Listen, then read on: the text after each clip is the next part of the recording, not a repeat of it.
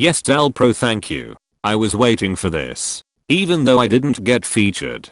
Hey guys, if you write a nice comment under the latest video you get the chance to be shown in the next video. Serious, what was the most hurtful thing that was ever told/done to you by a very close person? That the only reason he stayed in a relationship with me was because being alone was worse. I was 15 and my dad very earnestly called me a bitch.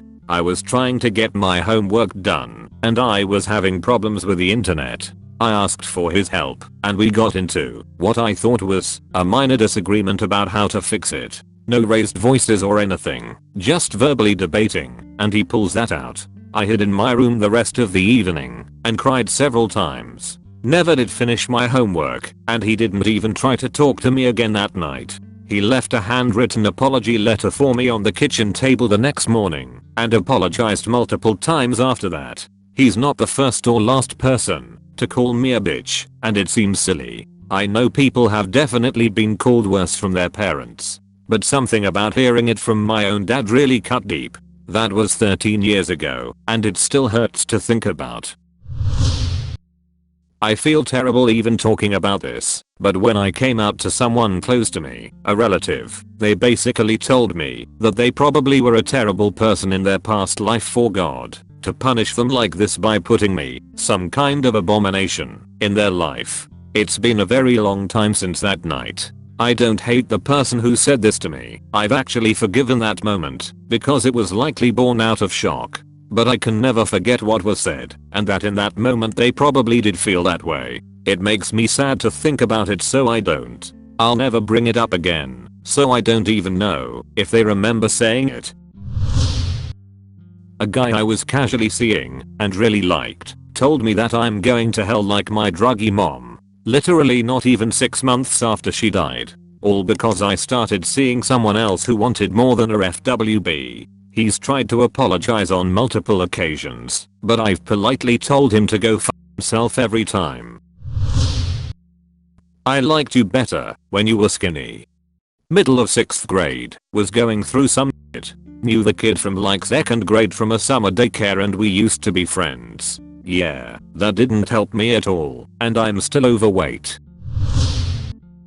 My drunk mom explained to me that she fantasized about killing herself and 3 children when she and my dad divorced. 4 years she was suicidal and couldn't bear the idea of leaving us behind in such a sickening world, so she'd better take us too. As a kid, I sensed that something was off and had reoccurring dreams of her driving us off a highway into the ocean. 7-year-old me slept with suckers beneath the pillow for protection and refused to eat her breakfast because I believed that she was poisoning me.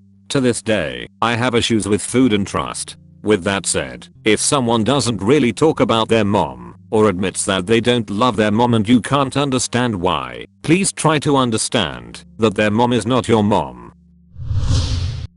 When my grandmother told me my mother tried to abort me, I was told that I wasn't anorexic just because I'm a male. It only worsened as I then ate nothing for weeks on end till I got the help that I needed. All from my mom. Of course you're single. No one wants to be seen with a fat girl. Of all my children, you were the biggest challenge and disappointment. I wish we would have figured out what was wrong with you when you were younger, so we could have medicated you sooner. Unintentionally hurtful, but my grandfather passed away in October 2018. He'd fallen and broken his hip, but my parents told me to stay and take my midterms, and that he'd be okay. They knew he was in critical condition, but made me believe he was okay. I never got to say goodbye. I think they just wanted me to be able to focus on school and didn't want me to worry too much, but that will never not hurt. I feel like I just get but hurt easily, but my long-term girlfriend told me she was faking orgasms for a while, but then I got good. It happened recently. I'm 28, going on 29, and had never been in any form of relationship until a few months ago because of a plethora of reasons, mostly related to my mental health. When I got together with a guy I was euphoric for weeks, and I had to actively stop myself from telling everyone because I was that happy. My twin and I have had a rocky relationship, steadily declining, and originally I decided not to tell him, but he messaged me one day to talk about an upcoming game, and we did a bit of catching up with our lives, more like me catching up with his. He didn't ask me any questions. I told him that I had finally found a boyfriend, and his reply was, "It's your life, I don't care." I cried a lot immediately after. I ended up blocking him and cutting him out of my life a week ago. I was with my ex-GF for 3 years, lost my virginity to her, gave her a roof over her head while we were in HS because her dad was a helped her through her serious self-harming, even though she used it to manipulate me in the end with it. She had a eating disorder where she would vomit after eating all the time, even when she hasn't eaten, so I got her into my doctor's that was better than her old one and was there at every opportunity to help and comfort her. I helped her get into college and my mum would take her on mornings too.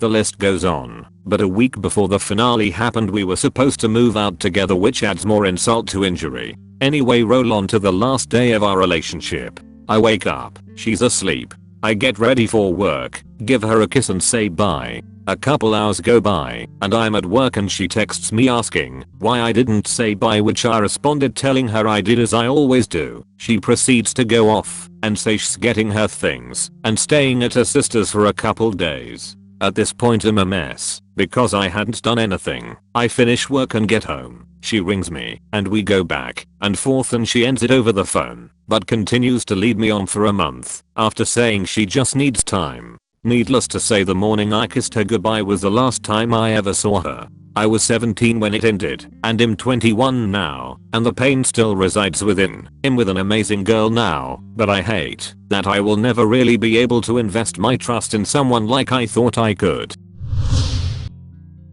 I have a couple things that have been said to me and have stuck with me for a long time. A bit of context: I'm a transgender male who goes by the name Alex. 1. It is all Sophie's fault. This was after my alcoholic mother tried to kill herself. Everything about that night will haunt me forever.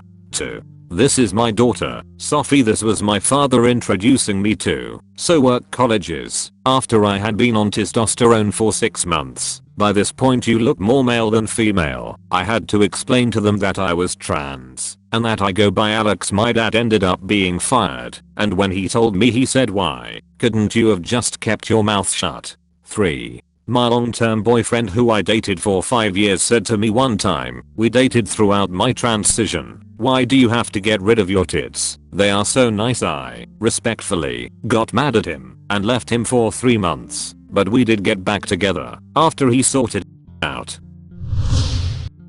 Emotionally abusive ex told me I was in the head after I left him. Also attacked the fact that I was bipolar and told me I'd lead a mediocre, superficial life. In spite, I lead every day to the best of my abilities and strive to only put good into the world. You can only grow from the pain.